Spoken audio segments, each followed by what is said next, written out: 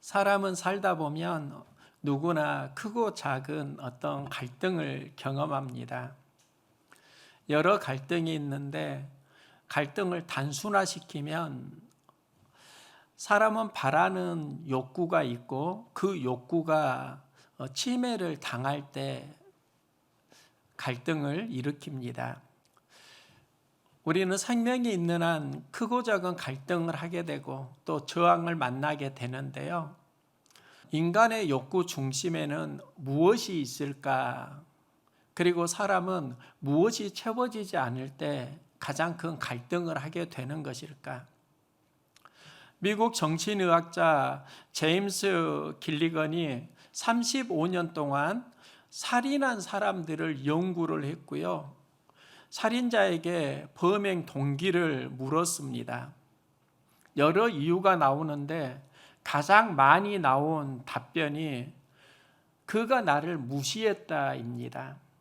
자신이 무시당한다는 감정이 살인으로 연결되는 경우가 굉장히 많았습니다. 우리나라도 한 신문사에서 10여 년간의 살인 사건을 분석을 하고 기사를 냈는데요. 그중 우발적인 살인 사건의 원인으로 그가 나에게 반말을 했다가 굉장히 많았습니다. 그가 나를 무시하고 또 그가 나를 반말을 하니까 그곳에서 감정이 상해가지고 수치심을 느끼고 살인으로 연결되는 경우가 의외로 많았다는 겁니다. 물론 살인은 아주 극단적인 사건입니다. 우리 일상에서의 삶은 많이 차이가 있을 겁니다. 그런데 정말 그럴까? 삼성생명 은퇴연구소가 전국 20세 이상 기혼 남녀 820명을 연구 조사했습니다. 당신은 언제 상처를 많이 받나요? 이 질문을 하고 여기에서 24.9%가 상대가 나를 무시할 때, 즉 인정받지 못할 때 상처를 많이 받는다. 이게 또 1위로 많은 사람들이 답하는 겁니다. 그러면 우리 인생 가운데 누구나 인정 욕구가 굉장히 중요하다는 것을 알 수 있습니다. 얼마 전에 제가 주차장에서 있는데 막내 아들이 집으로 가지 않고 나에게 다가왔습니다. 그리고 아들이 나에게 했던 말이 지금도 생각나는데요. 아빠, 나 수학 100점 맞았다. 학교에서 단원 평가 시험을 봤는데 100점을 맞았다고 합니다. 그래서 잘했다고 칭찬하고 10,000원 용돈을 주었습니다. 그런데 막내가 시험을 못 볼 때가 있습니다. 시험을 못 볼 때는 나에게 다가오지 않는데 꼭 시험을 잘 볼 때만 나에게 와가지고 나 시험 몇 점 맞았다? 왜 그가 시험을 잘 볼 때만 나에게 오고 시험을 잘 못 보면 나에게 오지 않는가? 시험을 잘 볼 때 내가 그를 존중해주고 칭찬해주기 때문입니다. 인간은 누구나 본능적으로 인정받고 싶은 욕구가 있습니다. 모든 생명 관계에서 이건 동일합니다. 걔도 존중해주면 좋아하고 발길질하면 싫어합니다. 모든 관계는 상대를 존중해줄 때 회복되고 때로는 무시하고 경멸하면 파괴되기도 합니다. 우리는 존중하지 못하는 이유와 상황을 자꾸 만나기도 합니다. 이것은 환경 요소일 수도 있고 또 하나는 자신의 역량일 수도 있습니다. 환경과 역량이 함께 갑니다. 그러면 환경이 힘들 때 나의 역량은 어떻게 성장할 수 있는가? 역량은 하나님을 존중할 때 성장할 수 있습니다. 하나님을 경외하는 믿음 속에서 우리의 역량은 강화됩니다. 성경을 보면 하나님을 존중하라고 하고요, 하나님의 이름을 망령되이 일컫지 말라고 합니다. 그런데 저의 고민은 이런 겁니다. 하나님을 존중하는 삶을 살고 또 존중하는 관계를 맺고 싶은데 이게 구체적으로 무엇을 말하는가? 이 시대 우리가 하나님의 가치를 존중할 수 있기를 소망합니다. 그리스도인은 하나님의 가치가 내 가치로 소중해지는 사람들이고, 비그리스도인은 하나님의 가치가 나와 무관한 사람들입니다. 하나님의 가치가 생명입니다. 예수님이 생명을 살리기 위해 이 땅에 오셨습니다. 예수님의 생명 가치는 하나님으로부터 시작됩니다. 그럼 생명이 어디에서 건강해지고 약화되는가? 저는 어렸을 때 자존심이라는 말을 많이 들었습니다. 그런데 요즘에는 자존심보다 자존감이라는 말을 참 많이 듣습니다. 자존심과 자존감에 차이가 있습니다. 자존심은 나와 남의 관계에서 느끼는 감정입니다. 그래서 환경 속에서 무시당하면 자존심이 상합니다. 그런데 자존감은 나와 나의 관계에서 느끼는 감정입니다. 내면의 마음입니다. 자존감이 높으면 환경에 크게 영향을 받지 않고, 자존감이 약하면 환경에 영향을 많이 받습니다. 그러면 우리는 자존감을 어떻게 높일 수 있는가? 자존감은 환경에서 출발하는 게 아니라 하나님으로부터 출발할 때 건강해집니다. 1990년도에 공주는 외로워가 유행어였습니다. 김자옥이 공주는 외로워라는 말을 했고, 이 말이 왕자병, 공주병으로 유행어가 되었습니다. 그때 저는 주일학교 교육 전도사로 부임을 하고 사역을 할 때 나에게 생겼던 별명이 있습니다. 아이들이 전도사님, 전도사님 이렇게 부르면 나는 아이들에게 이런 말을 하곤 했습니다. 얘들아, 그냥 전도사님이라고 부르지 말고 그냥 잘생긴 전도사님 이렇게 불러줄래? 이 말을 들은 한 아이가 나에게 했던 말이 있습니다. 네, 왕자병 전도사님. 그 다음부터 나는 주일학교에서 그냥 전도사님이 아니라 왕자병 전도사님으로 불려졌습니다.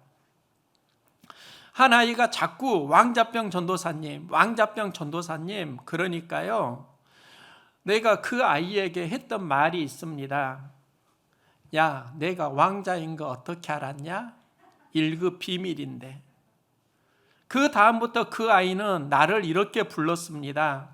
지독한 왕자병 전도사님. 사역을 할 때 지독한 왕자병 전도사님 이 말을 들으면서 내 스스로 했던 신학적인 질문이 있습니다. 나는 왕자병일까? 왕자일까? 우리가 예수님을 영접하면 하나님 자녀가 됩니다.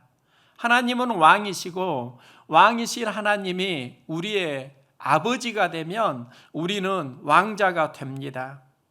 나는 왕자처럼 귀하다고 생각하면 그게 그렇게 틀린 건 아닐 것 같은데, 아이들은 왕자병이라고 하니까 왕자와 왕자병의 차이가 무엇일까를 생각했는데요. 왕자는 내가 하나님으로부터 존귀함을 받았으니까 당신도 하나님의 존귀한 사람입니다. 내가 귀하고 당신도 귀합니다. 이게 바로 왕자 정신입니다. 그런데 왕자병에 걸리면 나는 하나님으로부터 존귀한 사람입니다. 그러니까 당신은 나를 존귀하게 대해 주어야 합니다. 이 마음은 있는데 내가 상대를 존귀하게 대해야 한다는 이 마음은 약한 겁니다. 왕자병은 나는 존귀하고 특별하지만 상대를 무시할 때 생기는 병입니다. 왕자의 영성이 있고 왕자병의 영성이 있습니다. 왕자병 영성은 나는 잘나고 당신은 못났다, 자기 중심의 세계관이라고 하면, 왕자의 영성은 하나님 주시는 세계관입니다. 하나님이 나를 존귀하게 하시고 또 그 마음으로 타인을 존중해 주는 겁니다. 우리의 신앙을 보면 왕자와 공주처럼 사는 인생이 있고, 이것은 하나님 아버지께서 주시는 마음입니다. 그런데 또 하나는 왕자병과 공주병에 걸린 자존감이 있습니다. 자기 중심의 가치관으로 살아갑니다. 자신의 특별함은 인정하지만 타인의 가치를 함부로 대합니다. 하만은 어느 날 모르드게가 자신을 경배하지 않는다고 생각하고 매우 화를 냅니다. 그러면서 모르드게뿐만 아니라 그가 속한 유대인을 모두 다 멸할 계획을 세웁니다. 그런 상황 속에 어느 날 왕이 하만에게 내가 존귀하게 여기길 원하는 사람에게 무엇을 해줄까? 이 질문을 합니다. 하만은 왕이 존귀하게 여기는 사람이 나 말고 누가 있겠는가?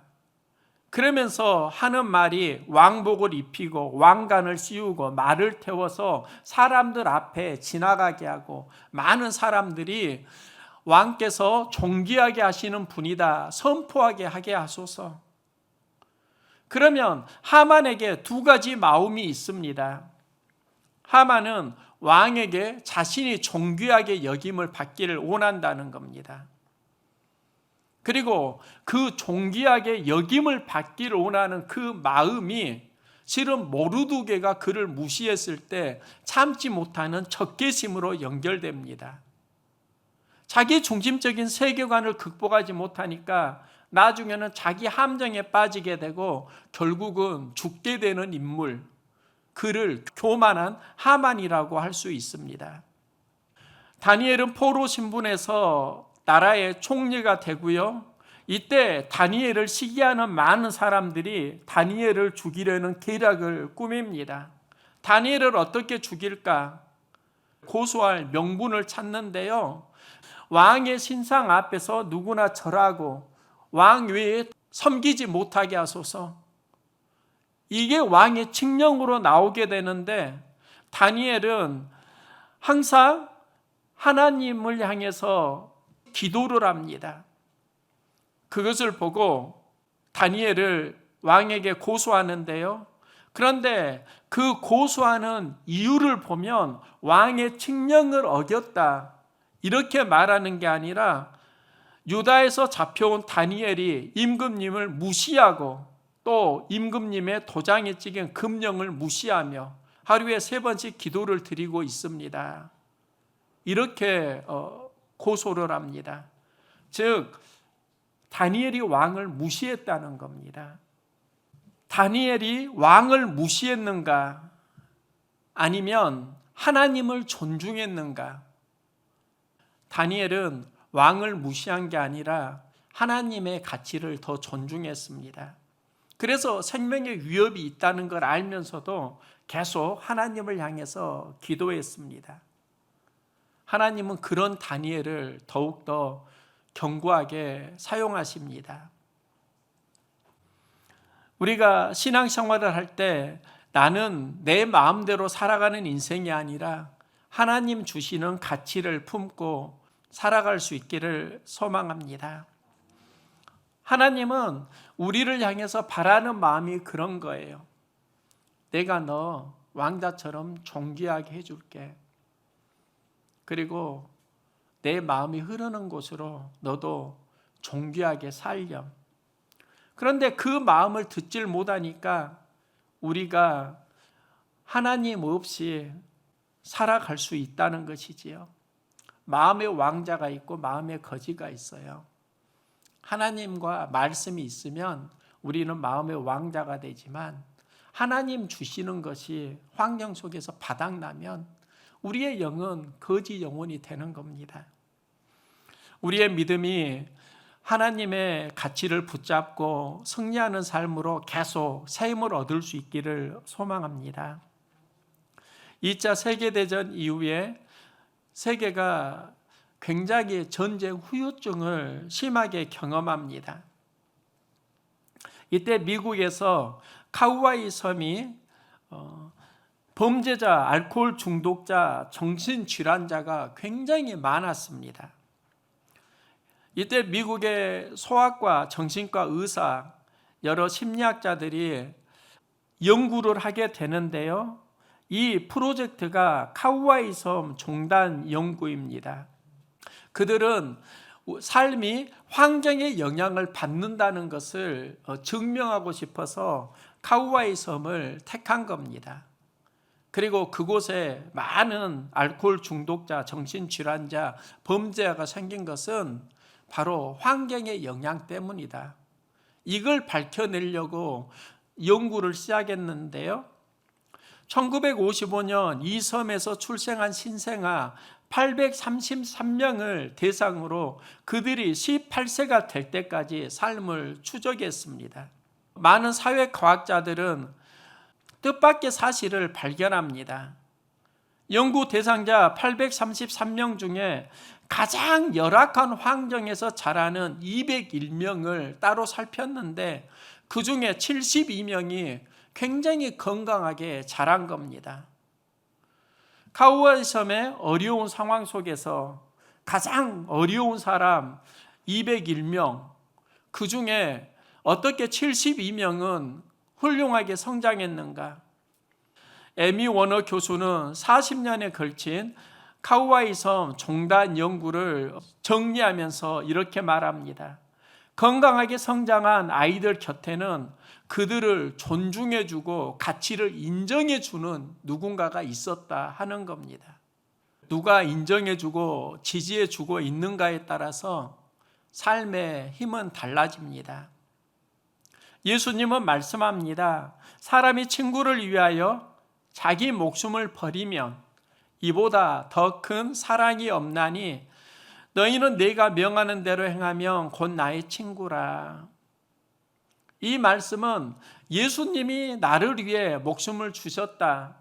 전에는 이렇게만 생각했는데 다르게 생각을 해보면 예수님은 자기 목숨을 주시면서까지 우리를 지지 격려해 주신다는 겁니다. 환경이 나를 힘들게 할 때 있습니다. 환경이 나를 지지해 주지 않을 때 많이 낙심되고 어려울 때 있지 않습니까? 예수님이 여러분 지지해 주신다니까요. 예수님이 인정해 주신다니까요. 예수님의 지지와 격려를 우리가 믿음으로 경험을 하면 새 힘을 얻는 겁니다. 세상이 줄 수 없다고 하면, 세상에서 누릴 수 없다고 하면 예수님을 통해서 우리의 믿음이 누릴 수 있기를 소망합니다.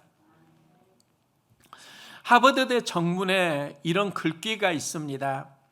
사람을 외모로 취하지 말라.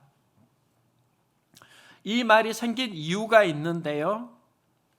한 노부부가 미국 하버드 대학 총장을 만나러 갔습니다.